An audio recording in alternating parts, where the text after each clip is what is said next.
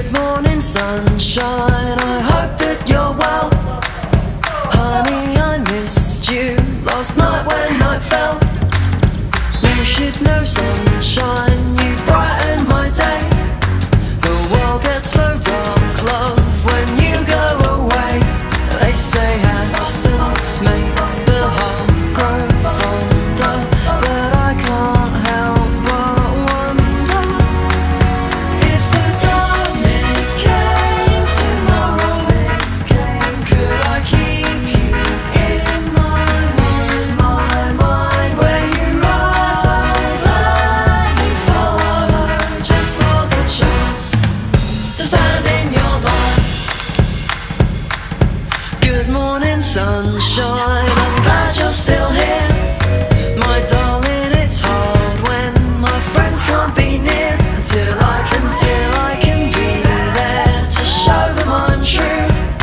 I hope what they're seeing is as bright as you. I love that opening. As do I. Welcome to Cora and Kate in the Morning. I'm Kate Mullins. And I'm Cora Bordley. Today, our topic of discussion. Gandhi.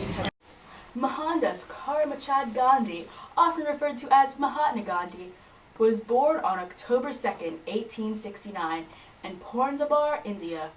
He married his wife, Kastrabi. As pictured here. 3 years after his marriage, Gandhi left to study law in England in 1888.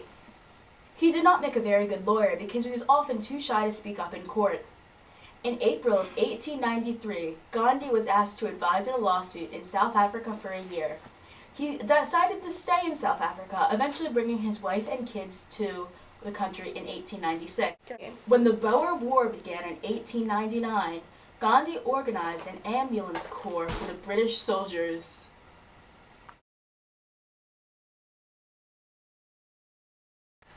The war ended in 1901, and after the war, Gandhi returned to India to attend the Indian National Congress. 1901 to 1906, Gandhi struggled towards celibacy. The Boer Republic Transvaal, under British control, attempted to register all Indian members on July 31st, 1907. Gandhi, along with many others, refused to register. This was the first of many of his peaceful protests. Let's go to Kate with more information. Thank you, Cora. As you can see, I'm here with Mohandas Gandhi. He's practicing the art of meditation. Namaste. Namaste. Protesting the Boer Republic Transvaal was your first form of peaceful protest, correct? Yes, we did not use violence and we did not cooperate. They called us Satyagraha. Gandhi, now tell me, what is Satyagraha? I believe in your language it means soul force. Now I see that you were arrested after this protest on January 11, 1908. Yes, I was. Gandhi, how long were you in prison? Originally, I was imprisoned for 2 months, but after I was released, I was imprisoned again for another month. Intriguing.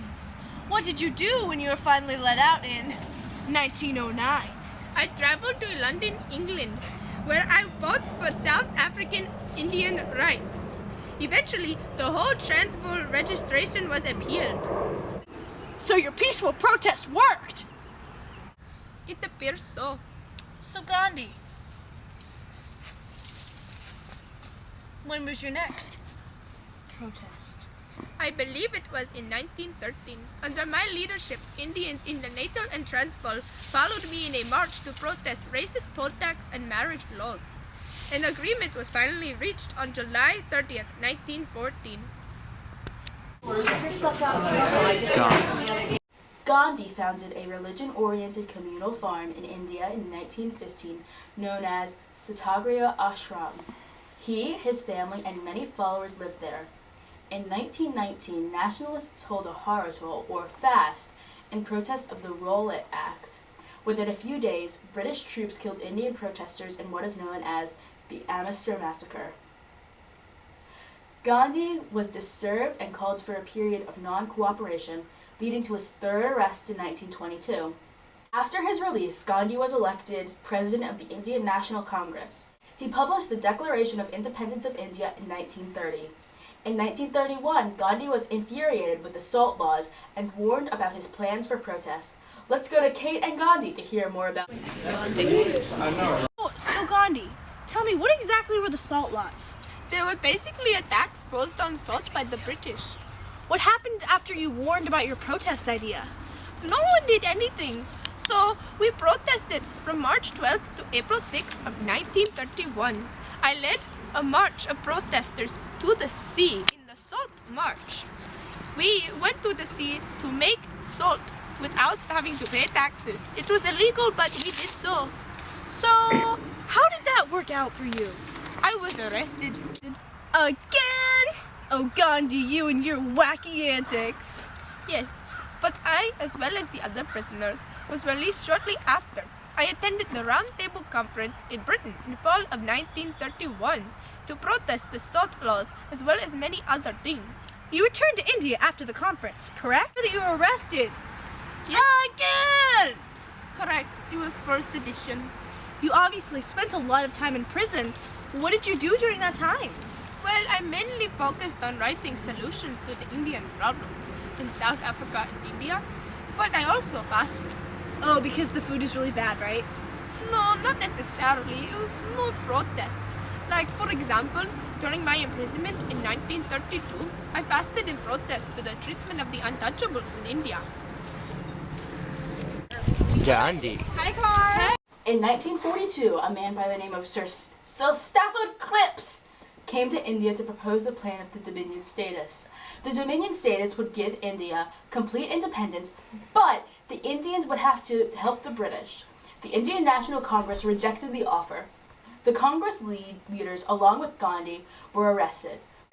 Gandhi was imprisoned in Aga Khan's palace. So you were arrested. Again! Yes, that is correct. How many times has it been at this point? I believe 6. According to the calculations of the Rustin High School teacher for Afro-Asian, Haid, William, I believe he said 2,338 days in total. Did you fast during your imprisonment in Aga Khan's place? Yes, in protest to British rule. Now, what happened outside of the palace while you were imprisoned? Well, Kasturbai, my wife, was, she passed away and, oh, I miss her so. It was February of 1944. I was distraught. We got married when we were 13. That was a long time. Well, I knew she had good karma. I knew she would be moving on to a higher caste. Maybe a Vishya. You were released shortly. I'm sorry that really got me.